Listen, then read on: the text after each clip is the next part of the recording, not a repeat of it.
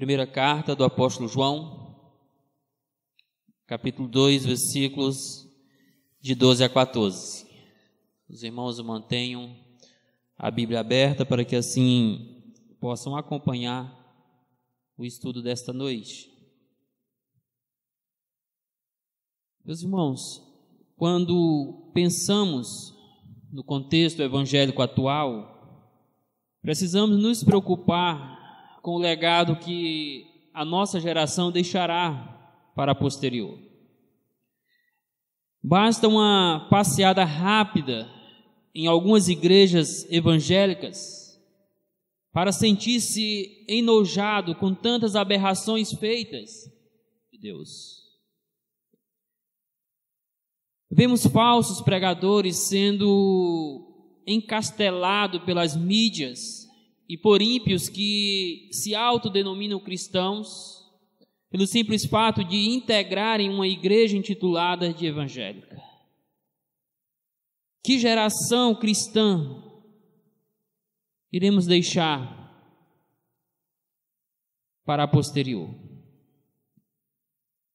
E o mais chocante é ver igrejas outrora conservadoras da boa doutrina sendo arrastadas por uma inundação de falsos ensinos que estão por todas as partes do mundo.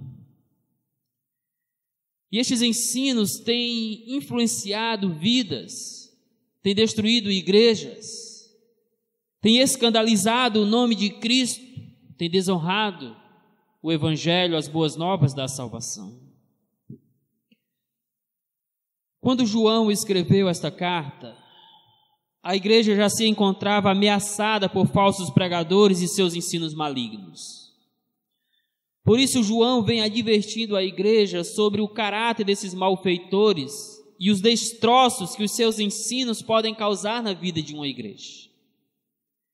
O apóstolo também vem confrontando os irmãos a testarem não apenas a fé dos falsos ensinos, como também a fé deles próprios, a fim de constatarem se realmente eles estão em Cristo, se realmente eles conheceram a luz que é Jesus Cristo.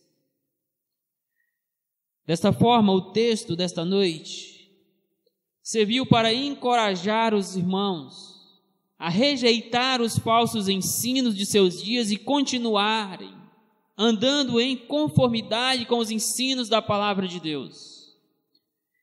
E meus irmãos, apesar das lutas, apesar das dificuldades, foi este o legado que a igreja do século I passou para gerações posteriores. Que precisamos, a despeito das circunstâncias, a despeito de falsos pregadores que se infiltram em nosso meio, aparentando ser luz, mas que são trevas, nós precisamos caminhar firmemente nas verdades da palavra de Deus. Vamos então ler o texto desta noite. 1 João 2, de 12 a 14. Filhinhos, eu vos escrevo porque os vossos pecados são perdoados, por causa do seu nome. Pais, eu vos escrevo porque conheceis aquele que existe desde o princípio. Jovens, eu vos escrevo porque tendes vencido o maligno. Filhinhos, eu vos escrevi porque conheceis o Pai. Pais, eu vos escrevi porque conheceis aquele que existe desde o princípio. Jovens, eu vos escrevi porque sois fortes, e a palavra de Deus permanece em vós, e tende vencido o maligno. Antes de adentrarmos ao texto desta noite, eu queria localizar os irmãos na caminhada que temos feito nesta primeira epístola de João. Na mensagem de número 1, João vai assim instruir os seus leitores a respeito de quem é Jesus Cristo e o que ele representa para a fé cristã. Isso era extremamente necessário, como também urgente, visto que havia uma distorção por parte dos falsos ensinos, dos falsos mestres daquela época sobre quem era a pessoa de Jesus. Nisto o apóstolo mostra que Jesus é a palavra da vida, que Jesus é a vida eterna e que Jesus é a alegria plena. Na mensagem de número 2, que foi dos versículos de 5 a 10 do capítulo 1, João vai mostrar que o crente deve viver de acordo com o conhecimento que ele tem de Deus. Evidentemente, isto era um tapa na cara daqueles falsos ensinadores, se assim podemos dizer, visto que eles não andavam em conformidade com o conhecimento de Deus, até porque eles não conheciam o Deus verdadeiro. Mas a igreja conhecia. E João então vai instruí-los de que, sendo conhecedores de Deus, eles deveriam praticar a verdade, praticar a santidade e praticar a confissão de pecados.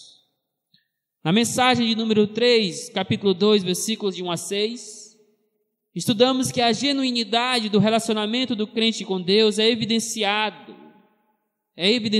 por suas metas espirituais, pelos seus objetivos no que diz respeito ao seu relacionamento com Deus. E então destacamos 3 metas que devem fazer parte da vida cristã. A luta contra o pecado, o crente nunca pode descansar nesta luta. A obediência a Deus e a permanência em Jesus Cristo. Na mensagem de número 4, capítulo 2, versículos de 7 a 11, estudamos que a conversão do crente é evidenciada por sua permanência na luz e pela prática do amor cristão. Sim, meus irmãos, porque aqueles falsos ensinos negavam a necessidade de santidade cristã, alegando que o crente dotado de um conhecimento supra-espiritual de Deus poderia, ao mesmo tempo, viver na prática do pecado. Mas também negavam a prática do amor cristão. Nisso, João, então, adverte aqueles irmãos de que o verdadeiro crente evidencia sua fé por sua permanência na luz que é Jesus Cristo e pela prática do amor ao próximo. E então vimos 2 pontos sobre isto. Primeiro, que o crente vive na luz, a sua vida está em Cristo. Segundo, que o crente genuíno ama aos seus irmãos, apesar das dificuldades, apesar das lutas, das diferenças, o crente sempre vai amar o seu irmão. Diante de todos esses confrontos, irmãos, possivelmente alguns irmãos estavam se sentindo desanimados na fé. Talvez alguns até mesmo pensando que não eram genuínos cristãos. Até porque, se você for lá para o capítulo 3, versículo 19, João vai dizer lá que aquelas pessoas, aqueles falsos profetas, haviam saído de dentro da igreja. Ou seja, outrora eles estavam no meio da luz. Alguns até em algumas circunstâncias se passando como luz, mas na verdade eram trevas.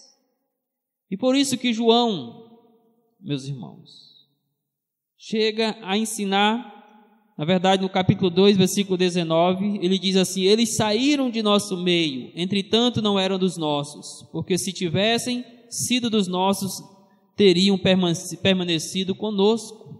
Todavia eles se foram para que ficasse manifesto que nenhum deles é dos nossos. Nós não sabemos quanto tempo esses irmãos, esses falsos irmãos, na verdade, esses falsos profetas, viveram no meio da igreja, junto com aqueles que são luz. Mas fato é que as trevas manifestaram a escuridão que ainda havia nos seus corações. E João, meus irmãos, vem confrontando aquela igreja, dizendo que aquele que vive na prática do pecado nunca conheceu a Deus, mostrando que aquele que anda nas trevas não conheceu a luz, não conheceu a Cristo como a vida eterna.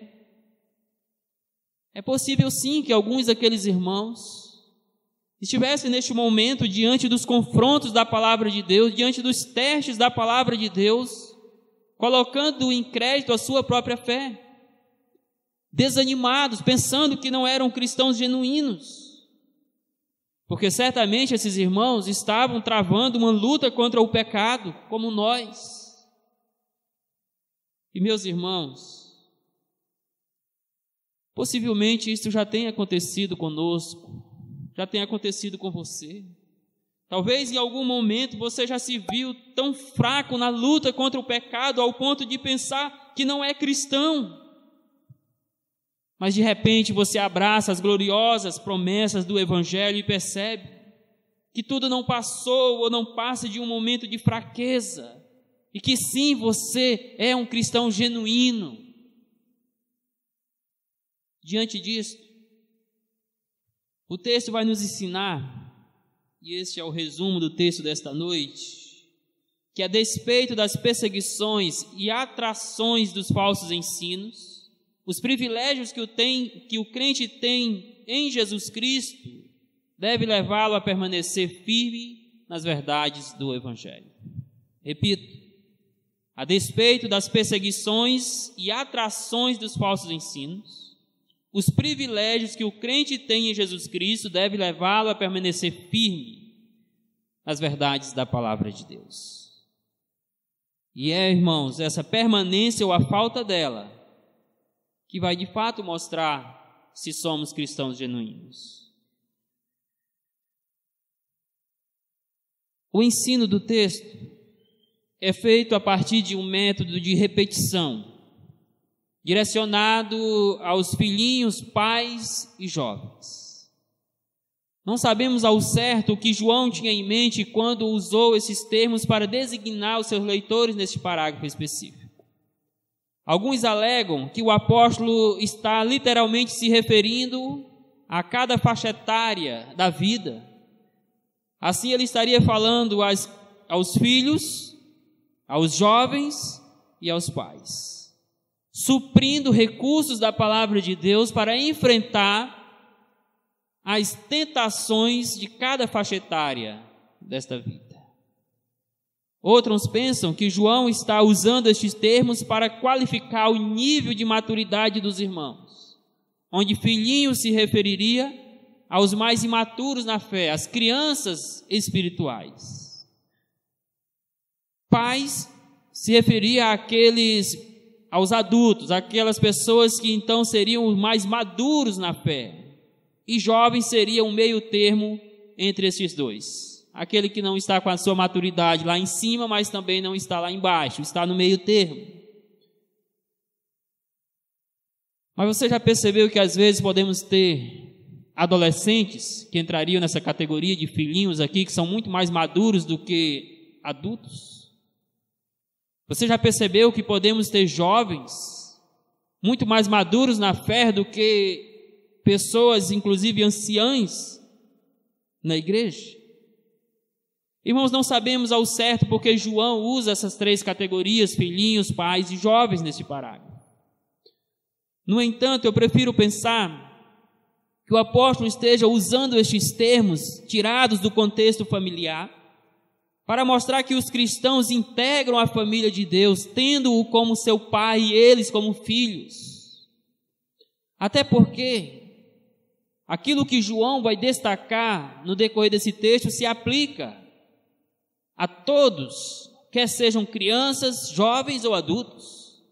Por exemplo, ele se refere aos filhinhos dizendo que eles foram perdoados, mas também os jovens foram perdoados, também os pais foram perdoados. Ele se refere aos pais dizendo que eles conhecem a Deus, conhecem a Cristo, mas os filhinhos, que seriam aqui as crianças, na interpretação de alguns, também conhecem a Deus, se de fato são salvos. Os jovens também desfrutam desse conhecimento. Ele vai se referir aos jovens dizendo que os jovens venceram o maligno, sim, mas também os filhinhos venceram o maligno, também os pais venceram o maligno. Então eu prefiro pensar que João está usando esses três termos do contexto familiar para nos mostrar, meus queridos irmãos, que os privilégios que nós temos em Cristo nos integra à família de Deus. E Ele passa a ser o nosso Pai e nós somos os seus filhos amados. Tendo dito isto, observe então que o texto vai destacar três privilégios que o crente tem em Jesus Cristo, que encoraja-o a permanecer firme nas verdades da palavra de Deus. O primeiro privilégio é o perdão dos pecados. Por uma questão didática, nós fizemos um trocadilho na ordem dos versículos a fim de organizar a ordem dos mesmos. Então, no que diz respeito ao perdão dos pecados, você vai acompanhar comigo o versículo 12 e a primeira parte do versículo 14, quando nestes versículos ele se refere então aos filhinhos. Observe comigo. Filhinhos, eu vos escrevi porque os vossos pecados são perdoados por causa do seu nome. E o versículo 14, parte A, filhinhos, eu vos escrevi porque conheceis o Pai. Bem sabemos que João escreve para um povo perseguido pelas ideologias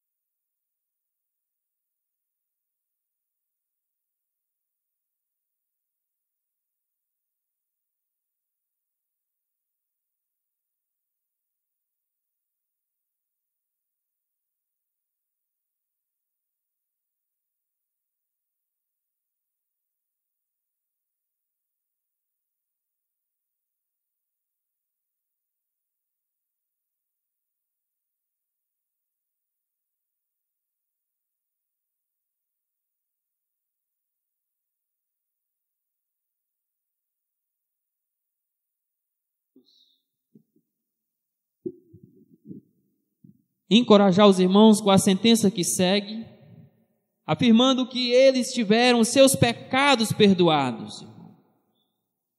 Diante dos confrontos dos versículos anteriores, como já dito, é possível que alguns irmãos tenham ficado desanimados. Porém, eles deveriam confirmar a veracidade da sua fé com a convicção de que eles haviam recebido do gracioso perdão de Deus.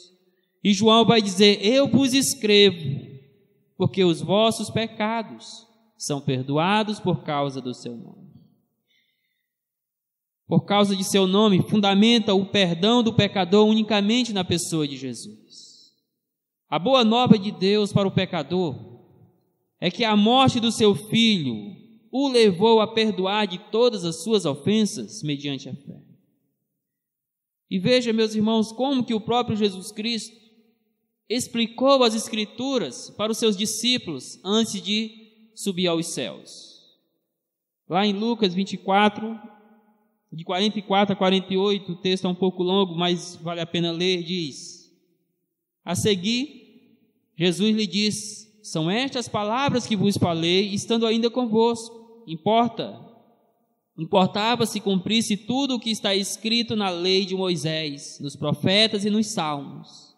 Então lhes abriu o entendimento para compreenderem as Escrituras, e lhes disse: assim está escrito que o Cristo havia de padecer e ressuscitar dentre os mortos no terceiro dia, e que em seu nome se pregasse arrependimento para a remissão de pecado a todas as nações, começando de Jerusalém.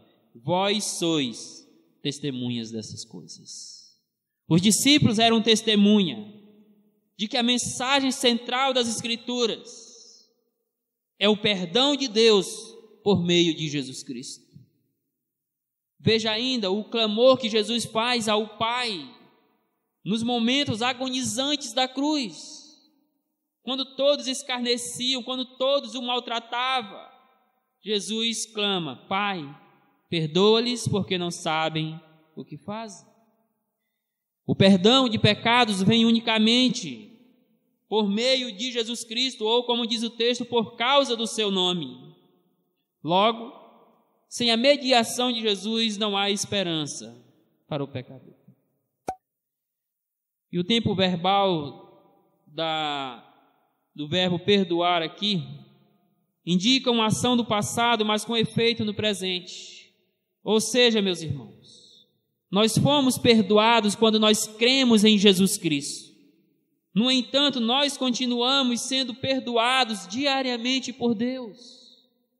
O perdão que Deus nos deu, ele é permanente.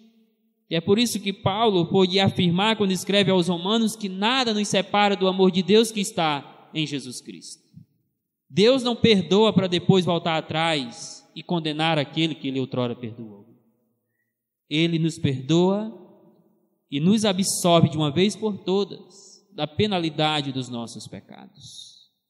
Isso porque essa penalidade foi lançada sobre o seu próprio Filho na cruz e foi lançada de uma vez por todas.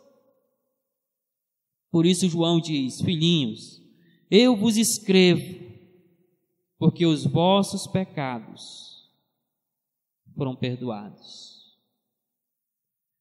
E a sentença, porque conheceis o Pai, denota um conhecimento íntimo e pessoal de Deus, que por sua vez o levou ou nos levou para a salvação. A ideia é que Jesus nos levou a ter uma experiência completamente nova com Deus por meio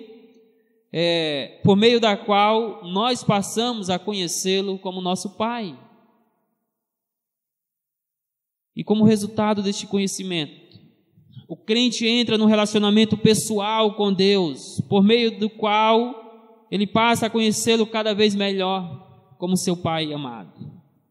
Porém, este conhecimento, irmãos, vem unicamente por meio de Jesus e não por meios secretos, como ensinava aqueles falsos mestres, que alegavam ser possível conhecer a Deus por meio de um conhecimento secreto. A única forma de conhecer a Deus é por meio de Jesus Cristo. Portanto, em meio aos desencorajamentos da vida, em meio às perseguições dos falsos ensinos, em meio às seduções deste mundo que ensina tantas coisas contrárias às verdades da palavra de Deus, podemos ser fortalecidos, inculcando na nossa mente que os nossos pecados foram perdoados por Deus. Esse perdão não é temporário, esse perdão é eterno. Além disso, meus irmãos, Cristo também nos colocou numa nova relação com Deus, por meio da qual passamos a ser seus filhos amados. E como um pai que ama os filhos, o Senhor sempre cuidará de nós, sempre nos guiará no caminho da verdade, na permanência em Jesus Cristo. Que privilégio maravilhoso nós temos em saber que verdadeiramente os nossos pecados foram perdoados por meio de Jesus. E este privilégio deve nos encorajar, deve nos motivar a andar cada vez mais nos trilhos da verdade. Por isso, irmãos, estamos vendo que a despeito das perseguições, e quando eu falo perseguições, eu estou me referindo aos falsos mestres dos nossos dias, essas falsas pregações intituladas de evangélicas, e mesmo a despeito das atrações dessas falsas mensagens, os privilégios que o crente tem em Jesus Cristo deve levá-lo a permanecer firme nas verdades da palavra de Deus. O primeiro privilégio que o crente tem é que ele recebeu o perdão dos seus pecados. O segundo privilégio é o conhecimento de Deus. Versículo 13, parte A, versículo 14, parte B, quando o texto se refere aos pais. Pais, eu vos escrevo porque conheceis aquele que existe desde o princípio. Pais, eu vos escrevo porque conheceis aquele que existe desde o princípio. É uma repetição da mesma sentença. ao grupo identificado como pais, João transmite uma exortação dupla, porém com a mesma mensagem. Possivelmente, esta repetição enfatiza a verdade de que a salvação vem unicamente por meio do conhecimento de Jesus Cristo. E a expressão, aquele que existe desde o princípio, se refere a Jesus, e significa que desde o início da fé, o crente entra num relacionamento paternal com Deus. Aquele que outrora era apenas criatura de Deus, como qualquer outro, passa a desfrutar de um relacionamento familiar, paterno com Deus, no mesmo momento em que ele genuinamente confessa Jesus Cristo como seu Salvador.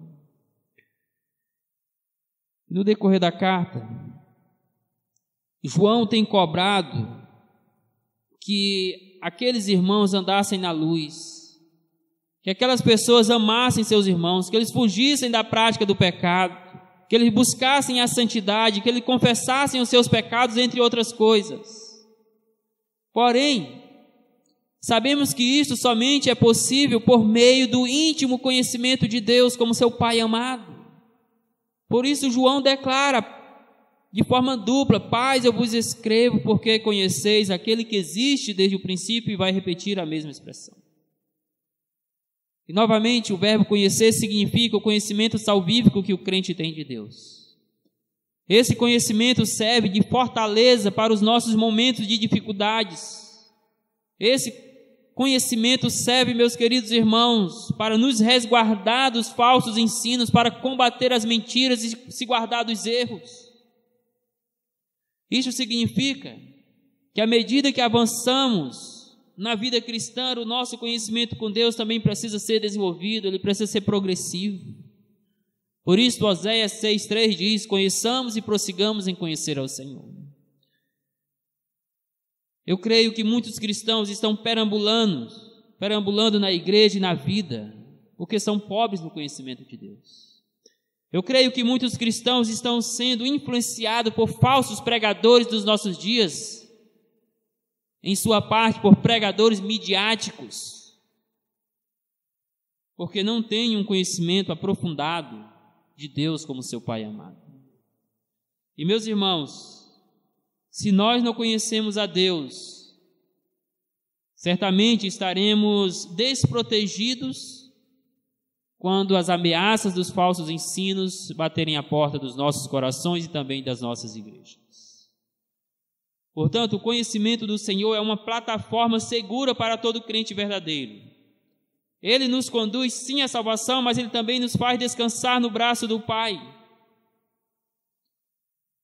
Porém, esse descanso seguro, em muito depende da afinidade que o crente tem com Deus como seu Pai.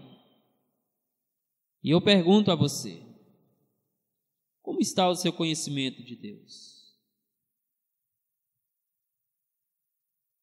Sendo assim, meus queridos, o terceiro privilégio que o texto vai nos mostrar, que faz com que nós nos mantenhamos firmes nas verdades da palavra de Deus, é que além de ser perdoado dos seus pecados, além de ser conduzido ao conhecimento de Deus como seu Pai amado, em Jesus Cristo nós também temos a vitória sobre o diabo. Versículos 13, parte B, e versículo 14, parte C. Ele diz assim: jovens, eu vos escrevo porque tendes vencido o maligno. Novamente, jovens, eu vos escrevi porque sois fortes, e a palavra de Deus permanece em vós, e tendes vencido o maligno. Meus queridos, todo cristão genuíno vive numa luta travada contra a carne, o pecado e o diabo. Se alguém não se vê nessa batalha, então provavelmente não seja um cristão verdadeiro. E essa luta ela pode se manifestar de formas variadas, como, por exemplo, na guerra para orar de forma regular, para estudar as Escrituras rotineiramente, para vir aos cultos com regularidades, para ser mais vigilante com as concupiscências da carne, dos olhos e a soberba da vida. ou em qualquer outra área. Fato é, meus queridos irmãos, que como cristãos genuínos, nós vivemos na luta contra o pecado em busca da santidade cristã. Contudo, João nos lembra de que nessa guerra nós já somos mais do que vencedores. Lutamos contra um inimigo que, embora tenha forças para nos ferir, já está derrotado. E a vitória de Jesus é a nossa vitória. Então, o que nós precisamos hoje, de fato, na luta contra o pecado, para ganhar forças, para ganhar resistência contra o pecado, é nos apropriar daquilo que nós temos em Jesus Cristo, da vitória que o Senhor já conquistou para nós na cruz do Calvário. Por isso ele diz: eu vos escrevo porque tendes vencido o maligno. O tempo verbal dessa expressão indica uma ação do passado, mas que tem resultados permanentes no presente. Ou seja, meus irmãos, nós vencemos o maligno quando Cristo o venceu, o derrotou na cruz do Calvário. Aquela vitória de Jesus Cristo é a nossa vitória. Esse é um acontecimento do passado, mas que tem resultados no presente, porque no nosso dia a dia, Jesus Cristo nos dá posse também dessa vitória. Ou seja, quando Cristo nos libertou do império das trevas,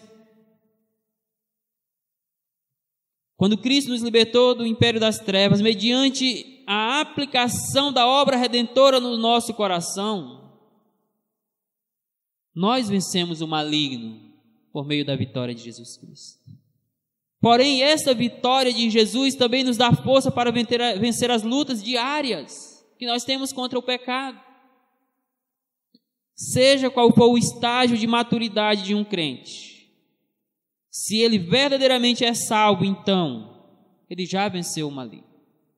E embora sim esse maligno, o diabo aqui, ainda tenha forças para feri-lo, ele é um inimigo derrotado. Meus irmãos, mas é por não nos apropriarmos das armaduras disponíveis que nós perdemos muitas batalhas da vida cristã.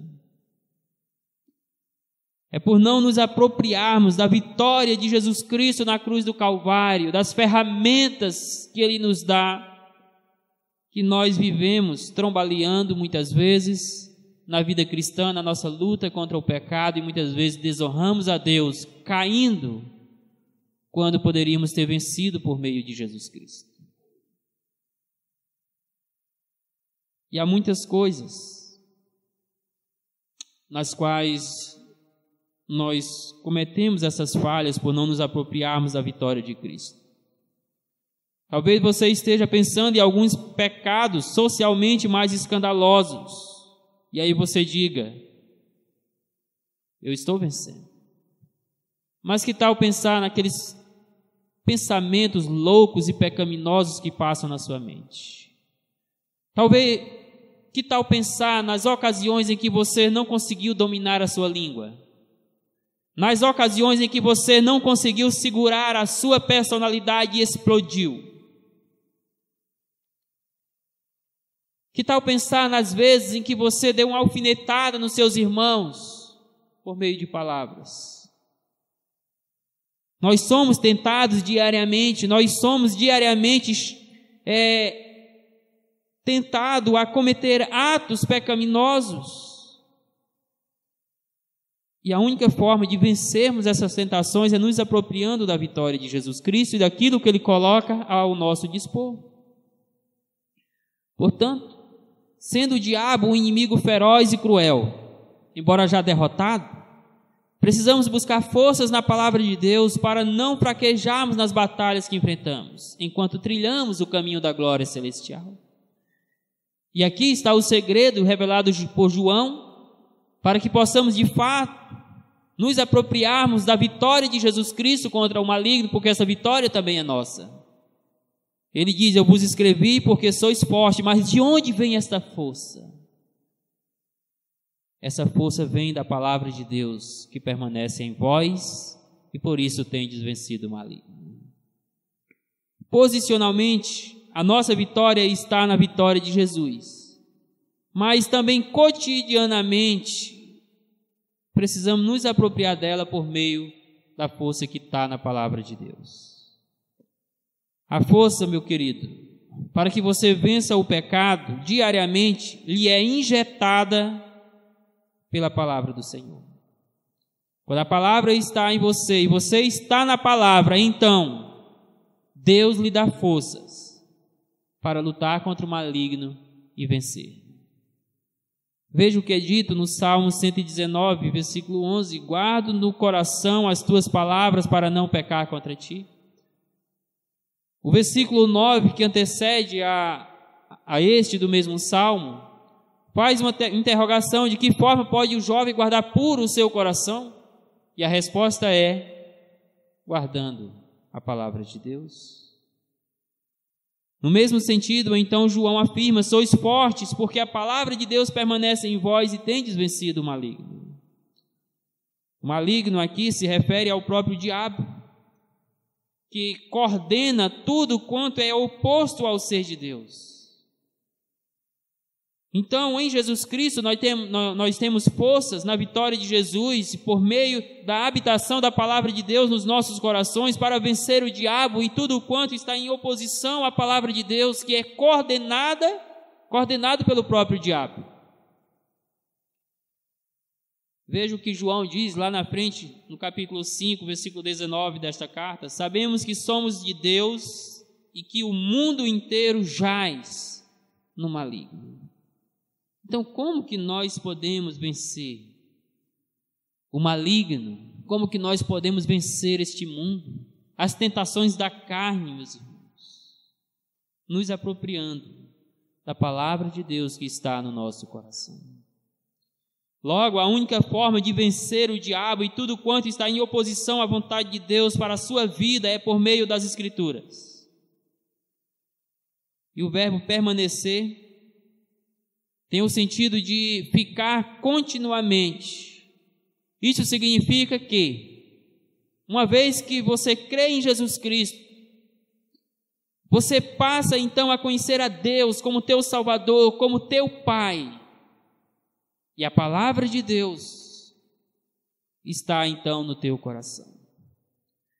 Neste sentido, o pastor Augusto Nicodemos afirma que a fortaleza dos crentes é espiritual e resulta da habitação da palavra de Deus neles. Crente fraco no conhecimento das Escrituras é um crente fraco na luta contra o pecado. Não há lugar, meus irmãos, mais seguro para o cristão do que nas verdades da palavra de Deus. A palavra do Senhor está presente na vida de todo pecador que foi chamado para crer em Jesus Cristo e, consequentemente, abandonou a prática do pecado e vive agora conforme as Escrituras. É a palavra que fornece forças espirituais para que o crente possa resistir às tentações. Portanto, quando nos apropriamos da vitória de Jesus sobre o diabo, o pecado e o mundo, Deus nos dá forças para resistir às tentações sobrevindas. No entanto, esta força não está em nós, esta força está na permanência da palavra de Deus nos nossos corações.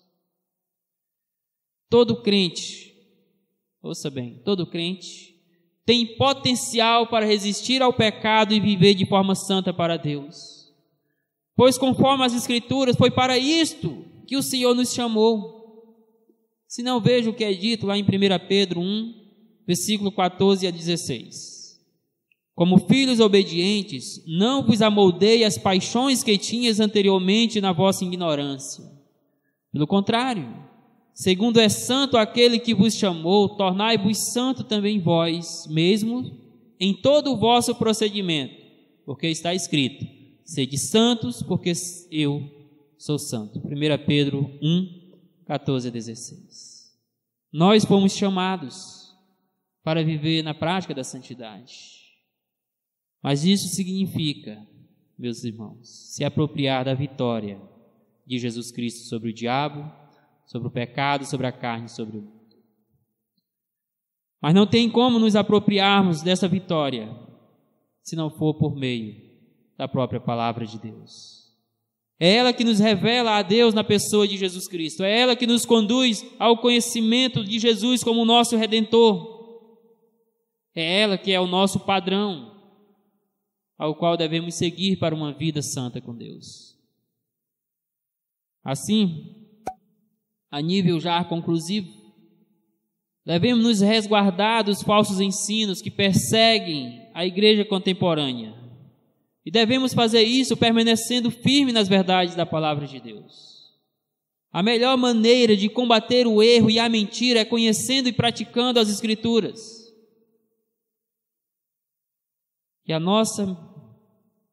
E os nossos privilégios, meus irmãos, que temos em Jesus Cristo, nos encorajam o suficiente para permanecermos firmes na palavra do Senhor, para trilharmos a nossa caminhada unicamente pela palavra da verdade. Por isso, o texto desta noite ressaltou 3 privilégios atribuídos por Jesus, que encorajam e motivam os cristãos a permanecerem firmes no caminho da verdade, a resistirem aos falsos ensinos, a rejeitarem os falsos profetas dos nossos dias. O primeiro privilégio é o perdão de pecados. O segundo privilégio é o conhecimento de Deus. O terceiro privilégio que temos em Jesus é a vitória sobre o diabo, ou o maligno, conforme usa o texto. Porém, além da responsabilidade de andar na trilha da verdade, rejeitando tudo quanto não se ajusta aos ensinos das Escrituras, de modo aplicativo, eu gostaria de deixar outros desafios advindos dos privilégios que temos em Jesus Cristo. E o primeiro desafio é o seguinte: o fato da morte de Jesus ser suficiente para nos justificar de todos os pecados, passado, presente e futuro, isto não nos dá a liberdade para pecar. Ao contrário, irmãos, deve nos encorajar, deve nos despertar em busca de uma vida cada vez mais santa.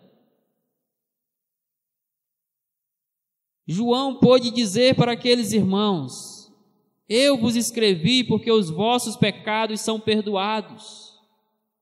Isso aqui significa a toda a vida de pecado que eles tinham, ao pecado original, ao pecado que eles ainda praticavam, ao pecado que eles ainda iriam praticar. Jesus os havia perdoado de todo o pecado, como também nos perdoou.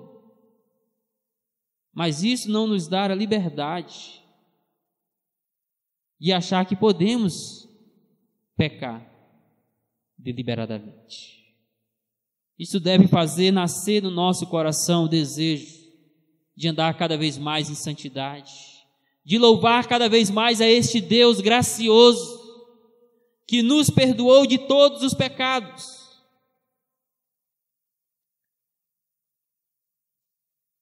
Veja, por exemplo, o que é dito em Hebreus 12:14: esforcem-se cada vez mais, esforcem-se para viver em paz com todos e para serem santos, porque sem santidade ninguém verá o Senhor. Então, o fato de que Deus nos perdoou de todos os pecados deve nos levar cada vez mais a uma vida de santidade, em gratidão ao que Ele fez por nós na cruz do Calvário, em louvor da sua glória que alcançou pecadores como nós, incapazes de parar de pecar, mas mesmo assim o Senhor está dizendo: eu vos perdoo. Veja ainda o que é dito em 2 Coríntios 7:1: amados, visto que temos essas promessas, purifiquemo-nos de tudo o que contamina o corpo e o espírito, aperfeiçoando a santidade no temor de Deus. Como que você tem experienciado o perdão de Deus? Como que você tem vivido à luz deste gracioso perdão que vem do Senhor? Tem feito de tudo para aperfeiçoar a sua vida, as exigências da palavra de Deus? Tem buscado a purificação dos seus pecados, a purificação de tudo quanto contamina o seu corpo, tudo quanto contamina a sua alma? Você tem buscado viver em santidade no temor de Deus? Você compreende que sem santificação ninguém verá o Senhor?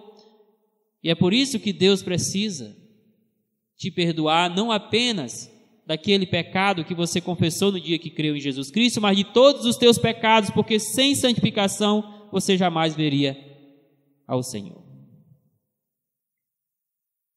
Viva em louvor para a glória de Deus,